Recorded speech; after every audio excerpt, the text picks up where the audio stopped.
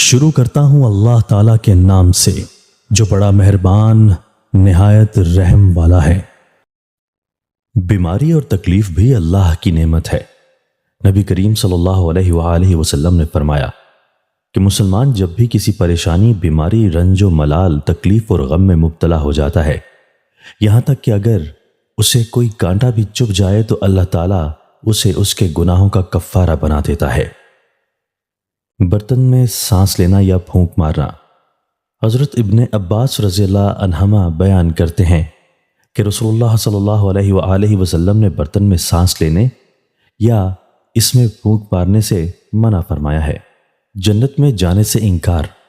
حضرت ابو ہریرہ رضی اللہ تعالیٰ عنہ سے روایت ہے کہ رسول اللہ صلی اللہ علیہ وآلہ وسلم نے ارشاد فرمایا، تمام امت جنت میں داخل ہوگی مگر وہ شخص جس نے انکار کیا اور سرکشی کی۔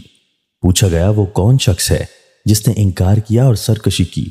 آپ صلی اللہ علیہ وآلہ وسلم نے فرمایا، جس شخص نے میری اطاعت و فرما برداری کی وہ جنت میں داخل ہوگا، اور جس نے میری نافرمانی کی اس نے جنت میں جانے سے انکار کر دیا۔